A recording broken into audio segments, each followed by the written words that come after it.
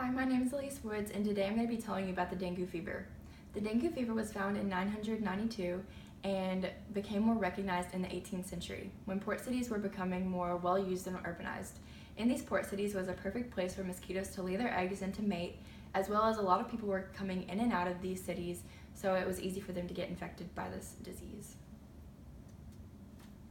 As far as the structure goes, the dengue fever is a single-stranded RNA virus that belongs to the flavivirus group. It has 4 layers consisting of the outer layer, which is covered in envelope proteins, the lipid bilayer, the capsid layer, and the RNA genome. The way it transmits to others is by an infected Aedes mosquito. It can't be transmitted by another person, so it's not contagious or toxic. These mosquitoes typically bite during the day and live up to 2 weeks. They lay over 100 eggs, and the eggs can be given the disease as well. So how it attacks the body. The virus is entered into the body by the epidermis, into the dermis, and is in your bloodstream. When the virus gets into your body, 2 receptors are involved, the cognate receptor and the Fc receptor. The virus latches on to the cognate receptor, and after this, the whole virus is transmitted into a bubble-like structure called the endosome. When the virus is in the endosome, the pH is lowered, causing the outer layer envelope proteins to have spike-like structures like this. When this happens, the spike-like structures cause the virus membrane and the endosome membrane to fuse together. When this happens, the 2 layers fusing together forms an opening in the bottom, as you can see here. When this happens, the capsid layer is dropped into the cytoplasm, and in here it breaks, as you can see here, releasing the RNA genome. When the RNA genome is released into the cytoplasm, it goes to the rough endoplasmic reticulum, where protein replication is happening. Whenever there's enough proteins done, a new virus can be made. And when a new virus is made, it's put into a new capsid layer as well as a new envelope layer, and is sent to the Golgi apparatus, where it then is free to go infect other cells in the body. So interference with normal pathophysiology really starts with the fever. The fever is the main concern because it affects so much of your body.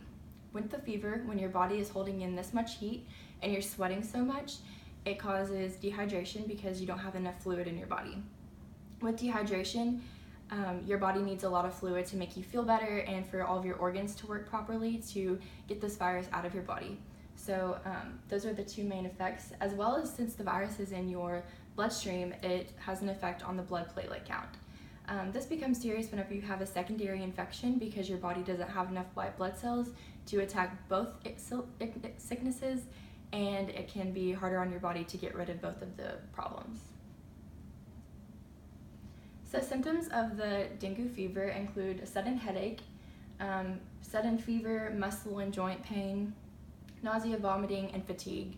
So typically the ones that are most concerning is the fever because it leads to dehydration and other detrimental things to your body. As far as community and global effect of this disease, globally the areas that are affected are tropical and subtropical places, and as you can see on the map, it's typically in South America and parts of Asia and Africa. There are over 100 million cases a year though, so this is a public health concern.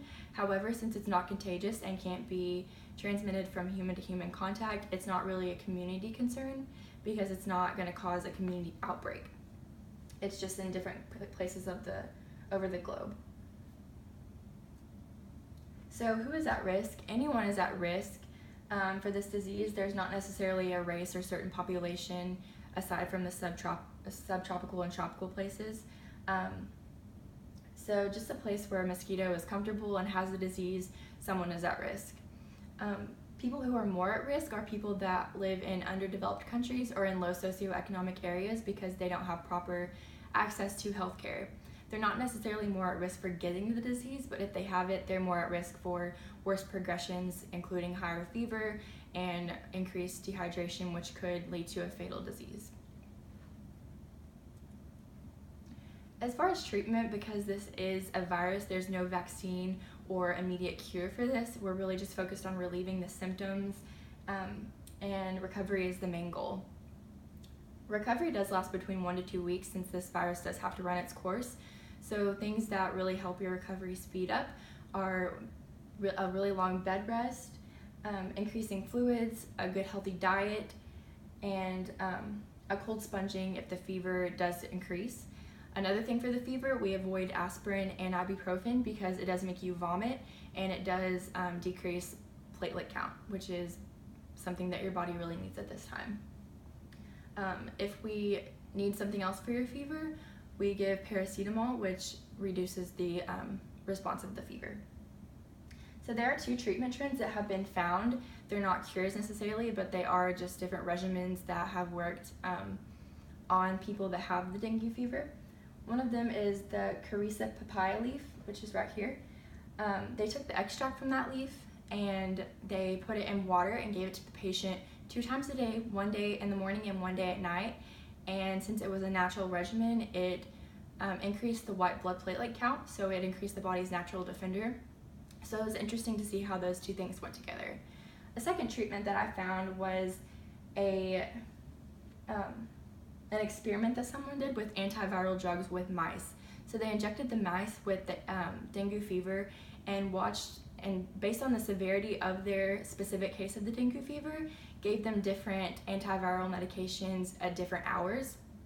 And something that this specific treatment did do is it reduced symptoms and it slowed down the fever, which was really interesting to see.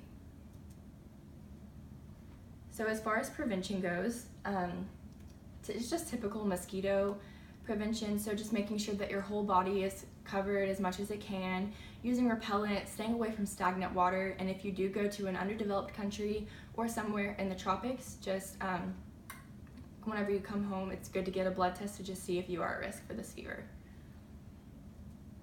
So in conclusion, this virus is essentially just a mosquito-borne virus that doesn't really have a cure yet. It's just focused on relieving the symptoms.